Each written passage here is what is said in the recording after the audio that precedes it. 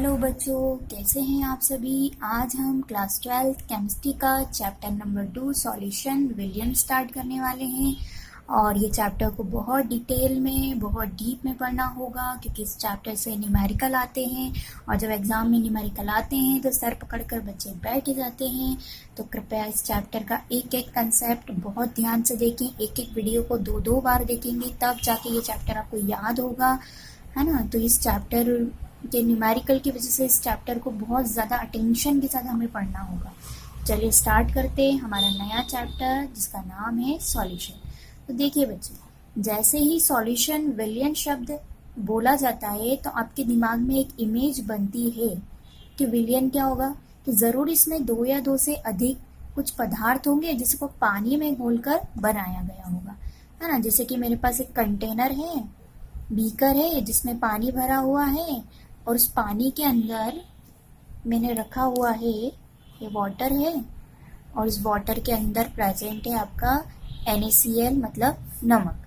तो आपके हिसाब से ये क्या होगा, विलियन होगा। तो जैसे विलियन शब्द आता है तो दिमाग में एक इमेज बनती है कि कुछ सब्सटेंस होंगे, कुछ पदार्थ होंगे जिन्हें पानी में घोलकर बनाया गया होगा, या कोई द्रव टाइप का, कुछ लिक्विड टाइप का कुछ पदार्थ होता है जिसे सॉल्यूशन और विलियन कहते हैं। ये एकदम करेक्ट है ना। लेकिन थोड़ा सा अगर हम आसपास देखें तो ऐसे कई एग्जाम्पल्स होंगे जो थोड़ा इस एग्जाम्पल से डिफरेंट होंगे, और जो आपका दिमाग एक्सेप्ट ही नहीं करेगा कि ये भी विलियन की कैटेगरी में रखे गए हैं। जैसे अगर हम एग्जाम्पल्स लें, परफ्यूम जो स्प्रे किया करते हैं, है ना। एयर, वायु जो कि गैसों का मिश्रण होता है, ठीक है। फिर इसके बाद हम बात करें अलॉय, मिश्र धातु, है ना। तो ये सब भी विलियन ही कहलाते हैं। तो अब थोड़ा सा आपके दिमाग में एक समझ में नहीं आ रहा होगा कि ये कैसे विलियन होंगे भाई। विलियन मतलब तो कुछ लिक्विड टाइप की कुछ चीजें होती हैं, लेकिन हाँ, परफ्यूम, एयर, अलॉय ये भी विलियन है। और इसके अलावा अगर हम बात करें हमारी बॉडी की, तो हमारी बॉडी के अंदर भी क्या होता है, एक जटिल विलियन प्रेजेंट होता है। जटिल विलियन कॉम्प्लेक्स सॉल्यूशन। क्यों बोला हमारी बॉडी में ऐसा क्या होता है भैया, हमारी बॉडी में कौन होता है विलियन। तो देखो भाई, हमारी बॉडी के अंदर गैस होता है, CO2 होता है, ऑक्सीजन होता है। इसके अलावा इलेक्ट्रोलाइट्स होते हैं। इलेक्ट्रोलाइट्स मतलब विद्युत अपघट्य, जो कि अभी हमें शायद ना पता हो, तो आप थोड़ा एग्जाम्पल देख लें इसके। Na+, sodium ion, potassium ion, chloride ion. तो ये सब कौन होते हैं, इलेक्ट्रोलाइट्स। इसके अलावा यूरिया, जो कि यूरिया क्या होता है, वेस्ट मटेरियल होता है, अपशिष्ट पदार्थ होता है, जो हमारी बॉडी का जो पाचन क्रिया होती है उसके बाद ये पदार्थ बनाया जाता है। तो इतने सारे पदार्थ हमारी बॉडी में प्रेजेंट होते हैं, उपस्थित होते हैं, जो कि कैसा एग्जाम्पल है, जटिल विलियन है। तो चलिए अब हम थोड़ा सा देख लेते हैं कि ये ऐसा, इनको विलियन क्यों कहा गया है। क्योंकि विलियन का भी जो नॉलेज हमें है वो पूरा नहीं है। अब हम देखेंगे एक प्रॉपर डेफिनेशन जो विलियन के लिए लिखी गई है। तो ध्यान देंगे सभी बच्चे। देखिए बच्चों, जो विलियन होता है, विलियन एक समांगी मिश्रण है। सॉल्यूशन इज अ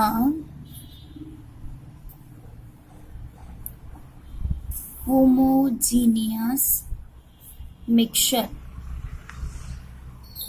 देखो बच्चों, होमोजीनियस मिक्सचर, समांगी मिश्रण क्या होते हैं, आप ये ध्यान दीजिए। देखो एग्जाम्पल देखिए आप, NaCl को जब पानी में मिलाया जाता है ना। एक कंटेनर है जिसमें क्या प्रेजेंट है, वाटर प्रेजेंट है, और उसमें आपने क्या मिलाया, NaCl मिलाया। तो जब ये नमक इस पानी में घुल जाएगा तो आप बता पाओगे कि जो विलियन है उसमें क्या उपस्थित है ना। क्या आप देखकर बता पाओगे कि पानी के अंदर नमक उपस्थित है, कभी नहीं, हाँ, नमक की अवस्था क्या है यहाँ? ठोस। और वाटर तो द्रव है, लेकिन विलयन के अंदर कोई ठोस अवस्था मिली क्या? नहीं। विलयन कैसा मिला आपको? द्रव अवस्था में मिला।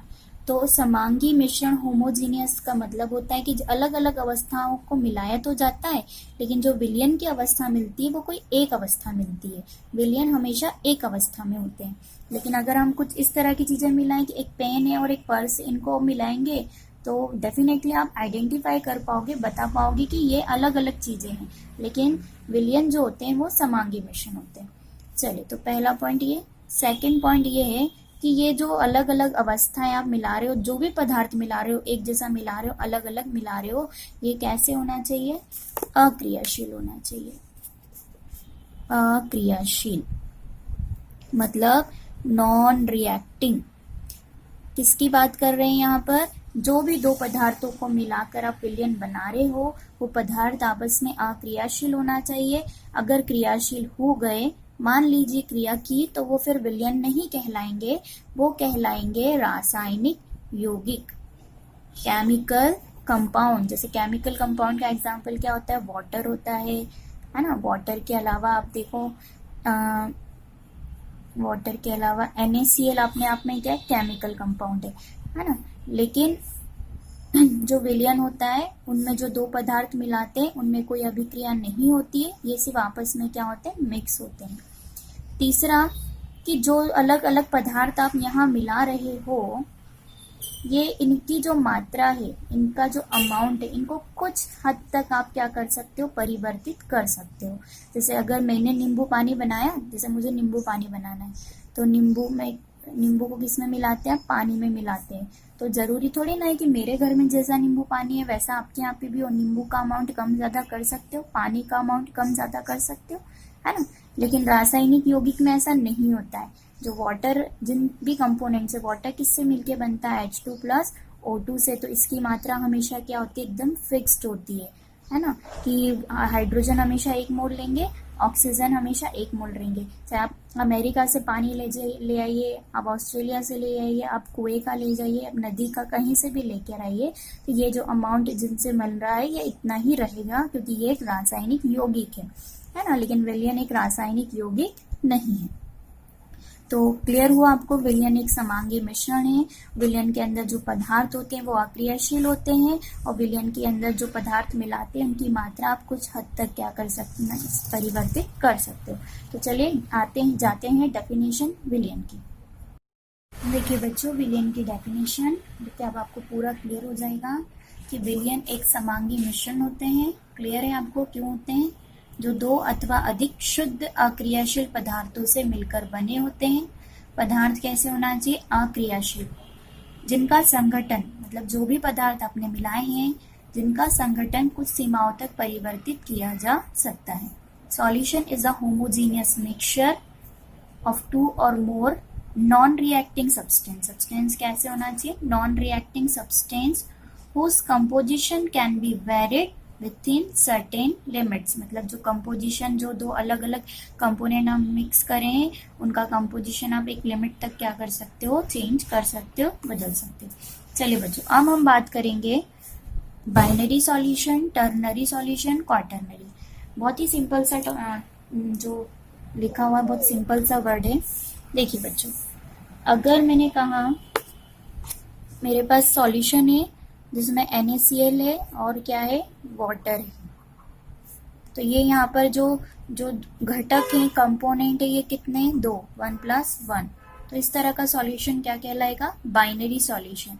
एक ऐसा सॉल्यूशन जिसमें कितने घटक होंगे? सिर्फ 2 घटकों से मिलकर बना होगा, 2 कंपोनेंट होंगे, वो क्या होगा? Binary solution.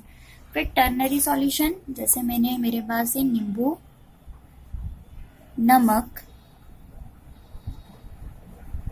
सॉल्ट, है ना, और वाटर। तो यहाँ पर कितने कंपोनेंट हो गए? 3। तो टर्नरी सॉल्यूशन एक ऐसा सॉल्यूशन, एक ऐसा विलयन जिसमें कितने घटक होंगे? 3 घटक होंगे। अब क्वाटर्नरी तो आप समझ ही गए होंगे, कितने घटक होंगे इसमें? 4 घटक। कोई भी एग्जाम्पल, मतलब इसी में आप थोड़ा सा पुदीना भी डाल दीजिए तो कितने घटक हो गए? 4 घटक हो गए। तो क्लियर है? Binary solution, ternary solution, quaternary solution. ये जो चैप्टर हम पढ़ने वाले हैं ये पूरा चैप्टर चलने वाला है आपका किस पर, बाइनरी सॉल्यूशन पर। मतलब जो भी आप उदाहरण लेने वाले हो सॉल्यूशन का, क्योंकि चैप्टर ही पूरा सॉल्यूशन वाला है, तो जितना भी आप उदाहरण लोगे उस उदाहरण के अंदर सिर्फ आपको 2 घटक ही देखने को मिलेंगे। मतलब हम सिर्फ बात करेंगे बाइनरी सॉल्यूशन की। क्लियर है? चलिए अब हम बात करेंगे कंपोनेंट ऑफ सॉल्यूशन, जिसकी बात करेंगे विलयन के घटक, कंपोनेंट्स ऑफ सॉल्यूशन। देखो भाई, जो विलयन होता है ना, उसमें 2 ही कंपोनेंट होते हैं। एक होता है आपका सॉल्यूट और एक होता है आपका सॉल्वेंट। एक होता है विलय और एक होता है विलायक। अब ध्यान दे, फर्स्ट वाला एग्जांपल देखें, NaCl और वाटर। यहाँ पर जो NaCl है ये विलय है, सॉल्यूट है, और जो वाटर है ये क्या है, विलायक है, सॉल्वेंट है। तो विलयन के अंदर जो पदार्थ कम मात्रा में उपस्थित होता है वो विलय होता है, सॉल्यूट होता है, और वो पदार्थ जो ज्यादा अमाउंट में उपस्थित होता है वो सॉल्वेंट होता है। क्लियर है कि विलयन का वो भाग, वो घटक जो कम मात्रा में उपस्थित होता है वो विलय कहलाता है, और जो ज्यादा मात्रा में उपस्थित होता है वो विलायक कहलाता है। अब देखिए यहाँ तो इतने सारे घटक है, तो जाहिर सी बात है जो वाटर होगा ये कौन होगा, सॉल्वेंट होगा, क्योंकि ये दोनों तो कम मात्रा में होंगे। आप 1 गिलास नींबू में 1 चम्मच पानी तो नहीं डालते ना, आप 1 गिलास पानी के अंदर नींबू 1 चम्मच 2 चम्मच, नमक 1 चम्मच 2 चम्मच, इस हिसाब से डालते। तो यहाँ पे कितने सॉलिड हो गए, 2 हो गए, और जो भी कम मात्रा वाले होंगे वो सॉल्यूट होंगे। तो सॉल्यूट में क्या लिखेंगे, कम मात्रा वाले घटक, और ये क्या होंगे, ज्यादा मात्रा वाले। देखिए बच्चों, इसके बाद हम बात करेंगे जलीय एवं अजलीय विलयन, aqueous and non aqueous solution. देखो बच्चों, अभी आपको बताया कि जो विलयन होता है इसमें कितने घटक होते हैं, 2 घटक। कौन कौन से, एक होता है विलय, दूसरा होता है विलायक। एक होता है सॉल्यूट और एक होता है सॉल्वेंट। तो ऐसे सॉल्यूशन जिसमें जो सॉल्वेंट है, विलायक है, वो कौन है, वाटर है। सॉल्यूट का कोई मतलब नहीं, सॉल्यूट कोई भी हो, हम सिर्फ किसकी बात कर रहे हैं, विलायक की। कि ऐसे विलयन जिसमें जो विलायक है, सॉल्वेंट है, वो कौन है, वाटर है। तो ऐसे सॉल्यूशन कहलाते हैं आपके जलीय विलयन। एक्वस सॉल्यूशन क्या कहलाएंगे, ये एक्वस सॉल्यूशन। अब जरूरी तो नहीं कि सारे विलयन पानी में घोल के ही बने, कुछ विलयन पानी के अलावा भी होते हैं। पानी के अलावा आप क्या ले सकते हो, अल्कोहल ले सकते हो। कुछ कई सारे विलयन किसमें भी मिला के बनते हैं, अल्कोहल हो गया, बेंजीन हो गया। तो ये ऐसे विलयन जिसमें पानी के अलावा कोई दूसरा विलायक होता है, उन्हें क्या कहोगे आप, अजलीय विलयन, मतलब नॉन एक्वस सॉल्यूशन।